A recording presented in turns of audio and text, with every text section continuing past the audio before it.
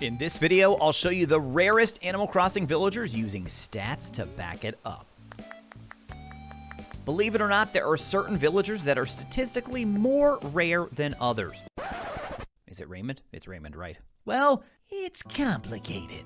You see, there are 397 total villagers for Animal Crossing New Horizons. So you're probably thinking, well, 1 divided by 397 equals roughly a 0.25% chance you'll obtain the one specific villager you're looking for, right? There's actually a specific way the game calculates which villagers you'll meet when visiting Nook Miles Islands in New Horizons. We'll start with the most common, easy to find villagers and then work our way up to the rarest villagers in the game. Now, before we get too far into the math, we need to remove the 6 Sanrio villagers, which were recently added to the game, but only through amiibo cards. So that leaves us with 391, and in addition to amiibo cards, there are 3 other ways for you to get some of those villagers on your island. The first method is by inviting a villager staying at your campsite to move in. The other 2 methods are both dependent upon you having an open plot of land for a new villager. When you have an open plot, you can actually just do nothing. That's right, do absolutely nothing. The game will automatically move in a new villager after a few days. This villager will be pulled from an unseen move-in queue. And unfortunately, we don't really know how villagers get added to this queue. There's quite a bit of speculation online that it's somehow tied to villagers you meet on your friends' islands, but then, what if you don't have any friends? Now, most players prefer not to sit around and wait for the game to automatically choose your next resident. Enter villager hunts. Visiting islands using Nook Miles tickets has finally given fans of the series at least some control over which villagers move in. They are by far one of the most popular activities for players in New Horizons. I mean, just look around on YouTube and you'll find tons of videos with players searching for their dream villagers. But just how good, or bad, are your odds of landing the villager you want? Well, let's just say, I don't think you're gonna be happy. Let's get started with the most common villagers in Animal Crossing New Horizons, which just so happens to be any villager in the sisterly category at a 4.17% chance. The reason for that is because the game will always start each island with the same 2 types of villagers, one female sisterly villager and one male jock villager. There are only 24 sisterly villagers in the entire game, so your chances of getting the specific one you want when starting out for the first time is 1 in 24, or 4.17%. There are 56 male jock villagers, so your chances of getting the specific villager you want there is 1 in 56, or 1.79%. Now, these numbers may actually seem pretty low, but considering the vast pool of villagers, remember 391, these are actually the highest odds we'll see in today's video. Oh, trust me, they're gonna get much, much lower. Quick tip here for starting the game though. If you have a specific male jock villager or female sisterly villager that you want on your island, your absolute best chance of getting them is right from the start. If you don't get them, you can actually reset your game pretty early. Just follow these steps. Start the game and watch the scene where you see the first 2 villagers at the airport. If you're not satisfied, reset by pressing the home button and closing out of the game. Then restart the game and repeat the above steps until you're satisfied. The odds on those villagers drop quite dramatically after the initial start of the game, so if there's one of those that you're really hoping for, your best chance is going to be right there at the beginning. Okay, now it's time to prepare yourself. Anytime you visit a Nook Miles island while having an open plot of land, the game will place a villager on that island for you to talk to and invite to your island if you wish. But just how does it calculate which villager you'll see? The game will first select a species, and there are 35 species in New Horizons, which means each one has a 2.86% chance of appearing. So the odds there are exactly the same across the board. But after the game selects the species, it will then randomly select one of the villagers from within that species.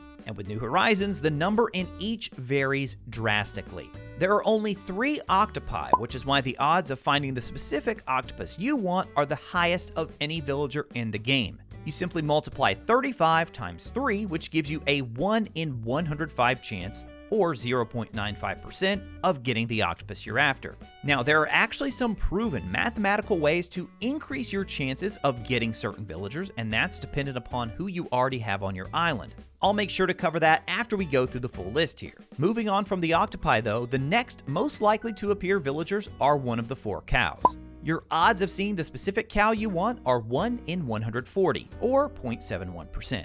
Next up, we have rhinos and bulls at 1 in 210 or 0.48%. Notice we're already seeing significant drops as we move down the list here. Alligators, anteaters, hippos, lions, and tigers all have 7 villagers in each, so you'll see a 1 in 245 chance or 0.41% chance at one of those. Follow that up with the hamster, kangaroo, monkey, and goat categories, where you'll have a 1 in 280 chance or 0.36%.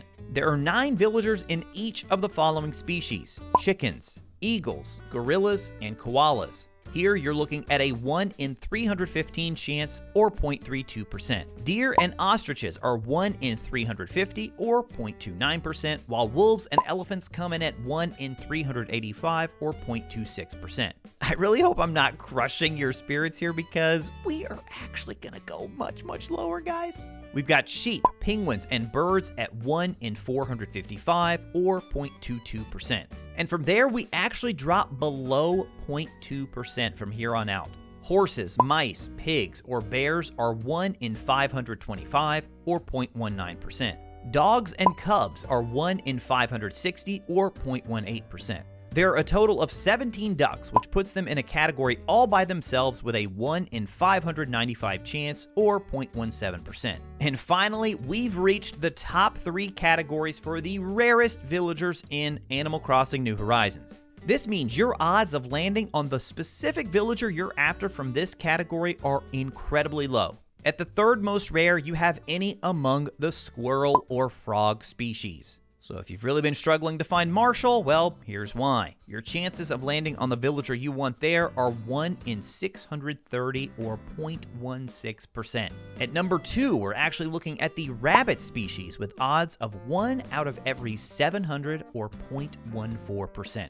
And finally, atop our list, we have the rarest villagers in all of Animal Crossing, and that is any of the cat villagers. There are 23 cats in total, which puts them at the most populous species in the game. 23 cats times 35 species means you have a 1 in 805 chance, or 0.12%, for landing on the cat you want. So it's actually not just Raymond here, it's any of these cats, simply because there are so many of them. We're not done here just yet though, because there are actually some very important caveats that will affect your odds and make them different from what I just read. First up, you have the move-in queue, which I mentioned earlier. This factors in as well, but since it's a hidden mechanic, it's really difficult for us to include that in the math here. Unfortunately, if you have a villager that is in this unseen move-in queue, it's unlikely they'll ever appear on your villager hunts, and the only way to find this is really by trial and error and a whole lot of Nook Miles tickets. Koramora actually has a video up on this that goes into a lot more detail, so I'll link that in the description below.